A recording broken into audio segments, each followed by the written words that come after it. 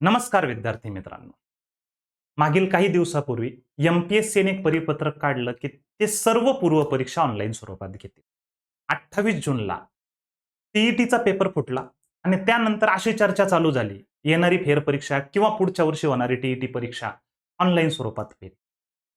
माझं एमपीएससीला, महाराष्ट्र राज्य परीक्षा परिषदेला असं म्हणणं आहे, ऑनलाईन परीक्षेला बऱ्याच विद्यार्थ्यांचा विरोध आहे.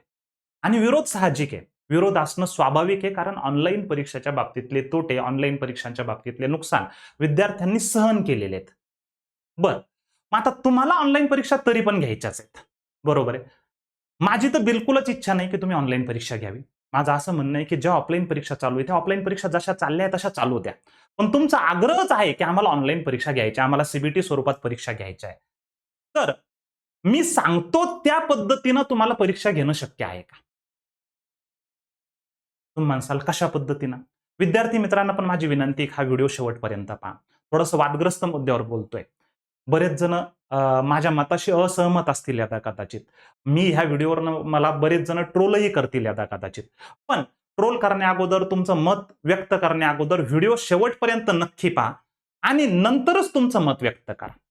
मी एक पर्याय सुचवतोय महाराष्ट्र राज्य परीक्षा परिषदेला, एमपीएससीला आणि सगळ्या विद्यार्थ्यांसोबत माझ्या परिचयातले जे काही विद्यार्थी मागच्या 8-10 एमपीएससीने ज्या दिवसापासून ऑनलाईन परीक्षेचं भूत विद्यार्थ्याच्या डोक्यात टाकलंय, तेव्हापासून बऱ्याच विद्यार्थ्यांसोबत मी चर्चा करतोय आणि त्या चर्चेतून एक प्रॅक्टिकल सोल्युशन मला वाटतं. आता प्रॅक्टिकल विद्यार्थ्याच्या दृष्टीने, शासनाच्या दृष्टीने आहे की नाही माहिती नाही, शासनाची तेवढी मानसिकता आहे की नाही माहित नाही.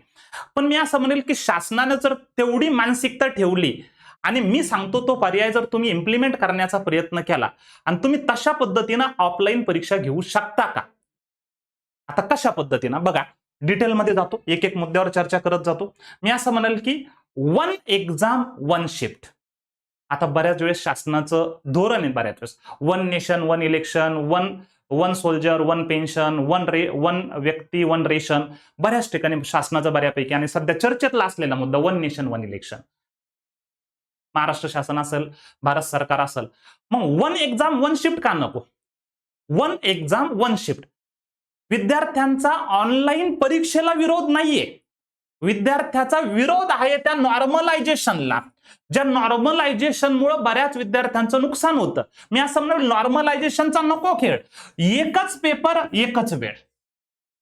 तुम्हाला जर ऑनलाईन परीक्षा घ्यायची आहे ना, तर जी काही परीक्षा तुम्ही घेणार आहात, ती परीक्षा तुम्ही एकच एक्झाम एकाच शिफ्टमध्ये घेऊ शकता का? जर घेणं शक्य असेल तरच घ्या, तरच ऑनलाईन परीक्षा घ्या, नाही तर नका घेऊ. ऑनलाईन परीक्षेला विरोध नाही, शिफ्टला विरोध आहे. तुम्ही म्हणाल कसं करू शकता, काय करू शकता? मी असं म्हणेल की 1 एक्झाम 1 शिफ्ट. आता तुम्ही म्हणाल की मग एमपीएससी ऑनलाईन घ्यावी की नाही? मी नाही म्हणत एमपीएससी ऑनलाईन घ्या, बिलकुल घेऊ नका एमपीएससी ऑनलाईन. येणारी टीईटी पण ऑनलाईन घेऊ नका. मी असं म्हणेल, जो मी पर्याय तुम्हाला सुचवतोय, पूर्वीपासून सीबीटी स्वरूपात असलेल्या बऱ्याच एक्झाम आहेत.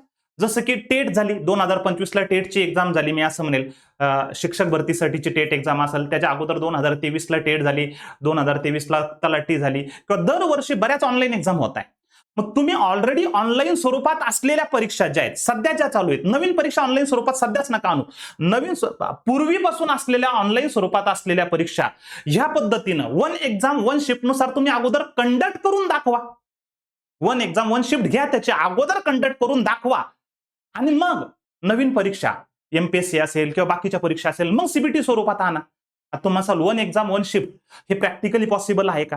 त्यासाठी जर शासनाची मानसिकता असेल तर प्रॅक्टिकली पॉसिबल आहे. कसं ते पण सांगतो, कशा पद्धतीनं शक्य आहे. आता मला एक सांगा, 1 एक्झाम 1 शिफ्ट साठी आता ऑफलाईन स्वरूपात एकाच शिफ्टमध्ये परीक्षा का बरं शक्य आहे? कारण भरपूर सेंटर अवेलेबल आहेत, भरपूर शाळा अवेलेबल आहेत. जशा पद्धतीनं पाहिजे तशा पद्धतीनं सेंटर अवेलेबल असल्यामुळे आपण मल्टिपल ठिकाणी परीक्षा घेऊ शकतो आणि एकाच वेळेस विद्यार्थी बसून एकाच शिफ्टमध्ये सगळी पेपर संपवू शकतो. मी असं म्हणतो की एका परीक्षेसाठी एक अराउंड 2 लाख मुलं परीक्षेला बसतायत. एक ऍव्हरेज परीक्षा म्हणतोय बरं का. आता काही परीक्षेला 10 लाख 15 लाख मुलं पण बसतात, काही परीक्षेला 5 लाख 6 लाख मुलं पण बसतात. पण मी असं एक मिनिमम बेअर अपेक्षा ठेवतोय शासनाकडून, प्रशासनाकडून, एमपीएससी कडून, महाराष्ट्र राज्य परीक्षा परिषदेकडून एक मिनिमम बेअर अपेक्षा ठेवतोय की एकाच वेळीच एकाच शिफ्टमध्ये कमीत कमी 2 लाख मुलं सीबीटी परीक्षा देऊ शकतील, एवढं डिजिटल इन्फ्रास्ट्रक्चर राज्यात तुम्ही निर्माण करू शकत नाही का? आता मसाले खूप अवघड आहे का? नाही अवघड.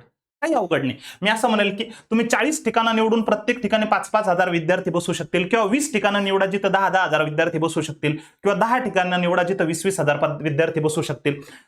मी मागच्या काही दिवसापूर्वी एक न्यूज वाचली होती. बिहार राज्यामध्ये पटना ठिकाणी एकाच वेळेस एकाच शिफ्टमध्ये 25,000 विद्यार्थी परीक्षा देऊ शकतील असं सेंटर त्यांनी निर्माण केलं. मग तसं सेंटर तुम्ही महाराष्ट्रातल्या 10 जिल्ह्यात निर्माण करू शकत नाही का? एकाच वेळेस एकाच ठिकाणी 25,000 विद्यार्थी परीक्षा देऊ शकतील, 2 लाख लोक एकाच शिफ्टमध्ये परीक्षा देऊ शकतील. तुम्ही माणसाला याच्यासाठीचा खर्च, आता ते पण मी तुम्हाला थोडंसं जस्ट एक कॅल्क्युलेशन मांडण्याचा प्रयत्न करतो गव्हर्नमेंटसाठी, विद्यार्थ्यांसाठी पण गव्हर्नमेंटसाठी. आता जनरली एक पीसी मी जर असं म्हणलं की 25,000ला एक पीसी येतो, मला 2 लाख पीसी जर घ्यायचे तर 25,000 गुणिले 2 लाख मी असं कन्सिडर करा. 25,000 गुणिले 2 लाख म्हणजे जवळपास 500 कोटीच्या आसपास हा खर्च होईल. बाकीचे आणखी 500 कोटी पकडा, जे काही म्हणजे बाकीचं इन्फ्रास्ट्रक्चर उभं करायचं कम्प्युटरला, तर 25,000 तर खूप चांगला पीसी येतो.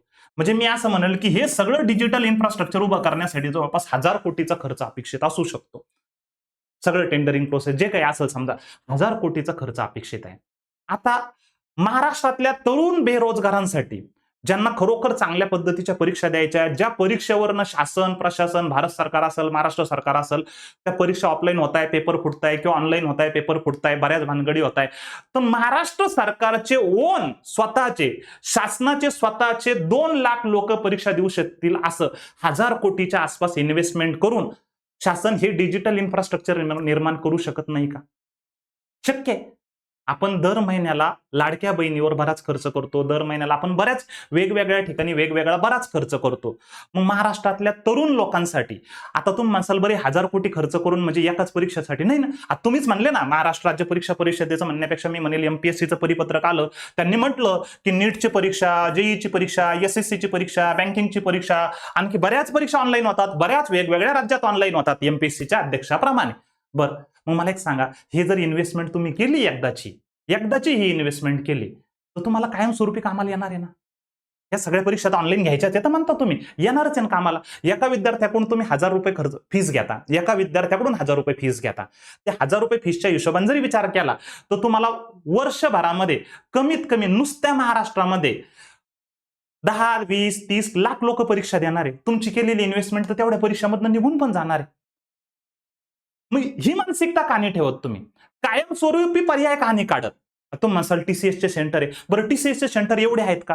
टीसीएसचे सेंटर पाहिले तुम्ही वेगवेगळ्या कोपऱ्यात कापऱ्यात, एखाद्या गल्लीत कुठंतरी एखादं छोटंसं कॉम्प्युटर सेंटर, तिथं परीक्षा सेंटर दिलेलं असतं.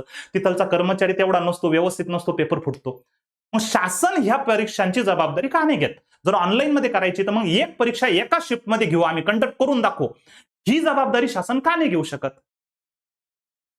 जर घेत असाल तर आम्ही ऑनलाईन परीक्षेला तयार आहोत. मी तयार आहे. घेऊन दाखवा, एक एक्झाम एकाच शिफ्टमध्ये घेऊन दाखवा.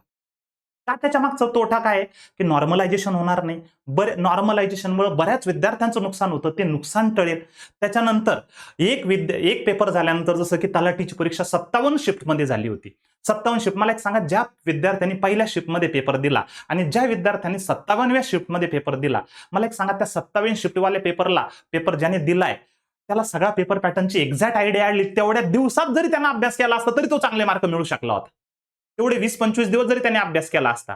मग एखादा विद्यार्थी ज्याला पहिल्या शिफ्टला पेपर भेटला, तो 2 वर्षापासून अभ्यास करतोय, पण त्याला पेपर कसा होता माहिती नव्हतं, त्याच्यावर अन्याय झाला.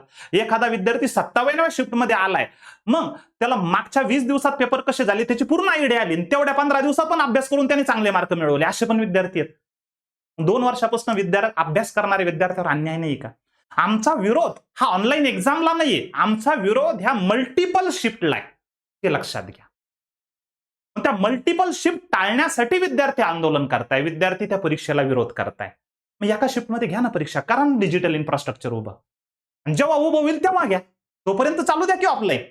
ज्यावेळेस तुमचं डिजिटल इन्फ्रास्ट्रक्चर 2 लाख मुलं एकाच वेळेस परीक्षा देऊ शकतील, एवढं डिजिटल इन्फ्रास्ट्रक्चर जेव्हा तुमचं उभं होईल त्यावेळेस घ्या ऑनलाईन. तोपर्यंत चालू द्या की ऑफलाईन. चाललंय की सगळं काही व्यवस्थित? का बरं उगाच खेळखंडोबा करताय सिस्टीमचा? बरं, आणखी काही मुद्दे. आता आणखी पण मुद्दा पारदर्शकपणासाठी, ज्याप्रमाणे ऑफलाईन परीक्षेत OMR ची प्रश्नपत्रिका लगेच मिळते, त्याचप्रमाणे ऑनलाईन सीबीटी परीक्षा झाल्यानंतर जास्तीत जास्त मी असं म्हणेन 2 दिवस 3 दिवसाच्या आत विद्यार्थ्याच्या ईमेलवर प्रश्नपत्रिका, रिस्पॉन्स शीट आणि उत्तर तालिका जे काही सगळं असेल, म्हणजे जशा पद्धतीने ऑफलाईन मध्ये भेटतं तसं ऑफलाईनमध्ये देऊ नाही शकत का तुम्ही टेक्नॉलॉजीच्या जमान्यामध्ये? बरं, पेपर सोडवल्यानंतर टेक्नॉलॉजी एवढी पुढे गेली की पेपर सोडवल्यानंतर मी म्हणतो लगेच कळावं मी किती सोडवले, किती बरोबर आहे आणि किती चूक आहे. जसं एमएससीआयटीची परीक्षा, बरं तेव्हा नाही कळवायचं तुम्हाला, तेव्हा डिटेल नसल सांगायचे, सगळी परीक्षा झाल्यावर सांगायची असेल. पण मग परीक्षा झाल्या झाल्या 1 दिवसात 2 दिवसात तुम्ही ते सगळंच्या सगळं विद्यार्थ्याच्या मेलवर पाठवू शकत नाही का? तुम्ही विद्यार्थ्याच्या मेलवर रिस्पॉन्स शीटच्या नावाखाली नुसते आन्सर की पाठवता, की बरोबर प्रश्नाचं उत्तर काय होतं, कोणाला प्रश्न पाठ आहेत, कोणाला मी काय उत्तर दिलं ते पाठ आहे.